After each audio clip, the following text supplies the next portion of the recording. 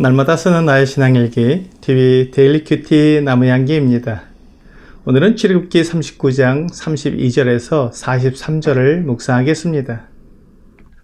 이스라엘 자손이 이와 같이 성막 곧 회막의 모든 역사를 마치되 여호와께서 모세에게 명령하신 대로 다 행하고 그들이 성막을 모세에게로 가져왔으니 곧 막과 그 모든 기구와 그 갈고리들과 그 널판들과 그 띠들과 그 기둥들과 그 받침들과 붉은 물을 들인 순양의 가죽 덮개와 해달의 가죽 덮개와 가리는 휘장과 증거궤와 그 채들과 속죄소와 상과 그 모든 기구와 진설병과 순금 등잔대와 그 잔 곧 버려놓는 등잔대와 그 모든 기구와 등유와 금 제단과 관유와 향기로운 향과 장막 휘장문과 놋제단의 그 놋 그물과 그 채들과 그 모든 기구와 물두멍과 그 받침과 뜰의 포장들과 그 기둥들과 그 받침들과 뜰문의 휘장과 그 줄들과 그 말뚝들과 성막 곧 회막에서 사용할 모든 기구와 성소에서 섬기기 위한 정교한 옷 곧 제사 직분을 행할 때에 입는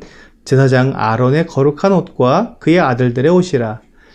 여호와께서 모세에게 명령하신 대로 이스라엘 자손이 모든 역사를 마침에 모세가 그 마친 모든 것을 본즉 여호와께서 명령하신 대로 되었으므로 모세가 그들에게 축복하였더라.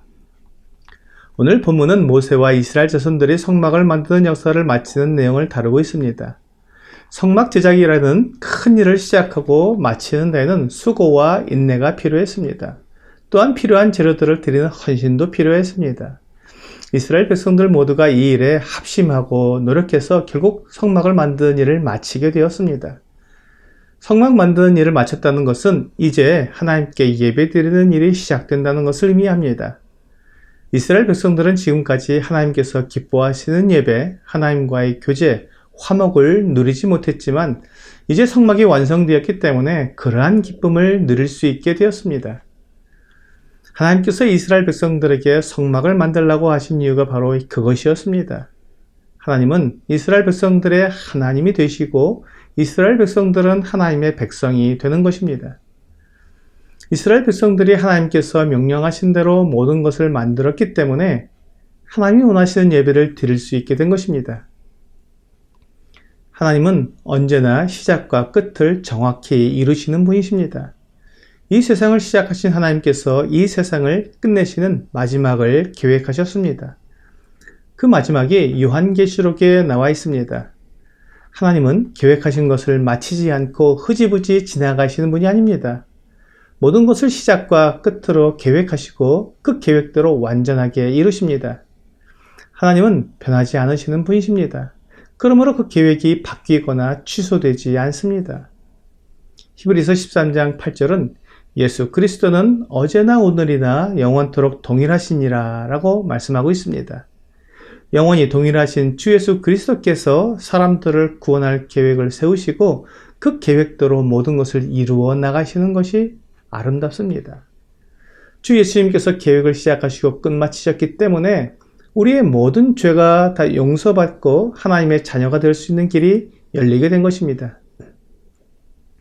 하나님께서 이스라엘 백성들과 함께 지내기 위해 성막을 만드실 계획을 세우시고 모세에게 말씀하셨고 브살렐과 오홀리압에게 지혜를 주셔서 성막을 만들게 하셨는데 이제 그 모든 것이 다 계획대로 이루어진 것입니다.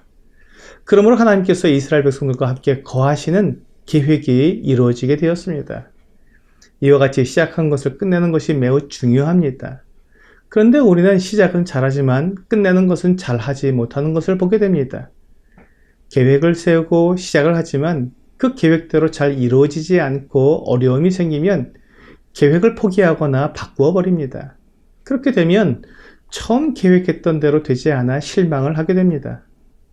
누가복음 14장 28절에서 30절은 너희 중에 누가 망대를 세우고자 할진대 자기의 가진 것이 준공하기까지에 족할는지 먼저 앉아 그 비용을 계산하지 아니하겠느냐. 그렇게 아니하여 그 기초만 쌓고 능히 이루지 못하면 보는 자가 다 비웃어 이르되 이 사람이 공사를 시작하고 능히 이루지 못하였다 하리라 라고 말씀하고 있습니다. 어떤 중요한 계획을 세울 때는 그것이 가능한지 계산을 해보고 그 계획을 포기하거나 바꾸지 않도록 철저한 준비를 해야 한다는 것입니다. 우리 주님께서 사람들을 사랑하셔서 사람들을 그 죄에서 구원하실 계획을 처음부터 가지셨습니다. 그리고 그 계획을 이루기 위해 어떤 대가를 치러야 하는지 계산해 보셨습니다. 그런데 그 대가가 너무 컸습니다. 우리가 생각할 수 없을 만큼 큰 대가를 치러야만 우리를 죄에서 구원하실 수가 있었습니다. 하지만 주님은 망설임 없이 우리를 위해 그 대가를 치르시기로 하시고 모든 계획을 세우셨습니다. 사람들의 죄를 완전히 용서하고 그들을 멸망에서 구원하는 일은 간단한 문제가 아니었기 때문에 철저하고 완전한 계획을 세우셨습니다. 그리고 그 계획을 하나씩 이루어 나가기 시작하셨습니다. 이제 때가 되자 하나님께서 그 대가를 치르셔야 했습니다. 그래서 사람들을 위한 완전한 대가를 내어주셨습니다. 그 대가는 하나님의 아들 예수 그리스도였습니다. 사람들의 죄를 완전히 용서할 수 있는 완전한 대가는 하나님 자신을 희생하는 것이었습니다. 피조물인 사람을 위해 창조주이신 하나님이 희생하신다는 것은 결코 있을 수 없는 일이었습니다. 그리고 그런 대가를 치른다는 것은 생각할 수 없는 것이었습니다. 하지만 하나님은 사람을 사랑하시고 사람을 구원하시기 원하셔서 친히 그 대가를 치르기로 하셨습니다. 그래서 하나님께서 사람이 되셨습니다. 요한복음 1장 14절은 말씀이 육신이 되어 우리 가운데 거하심에 우리가 그의 영광을 보니 아버지의 독생자의 영광이요 은혜와 진리가 충만하더라 라고 하나님께서 사람 되심을 말씀하고 있습니다. 그리고 그렇게 사람이 되신 하나님께서 사람을 위해 십자가에 달려 죽으신 것입니다. 요한복음 19장 30절은 예수께서 신포도주를 받으신 후에 이르시되 다 이루었다 하시고 머리를 숙이니 영혼이 떠나가시니라 라고 말씀하고 있습니다. 하나님께서 계획하신 모든 것을 다 이루신 것입니다. 사람들을 위한 죄의 값을 다 갚으신 것입니다. 그러므로 이제 사람들은 그 죄 때문에 멸망하지 않아도 된 것입니다. 하나님께서 그 대가를 다 치르셨기 때문입니다. 오늘 본문에 나오는 성막도 하나님의 이 계획을 사람들에게 미리 알려주는 도구 중 하나입니다. 하나님은 사람들이 하나님의 이 계획을 알고 하나님이 이루어놓으신 그 구원의 길로 들어오기를 원하십니다. 오늘의 적용 질문을 보겠습니다. 나는 계획하고 시작한 일을 얼마나 잘 끝냅니까?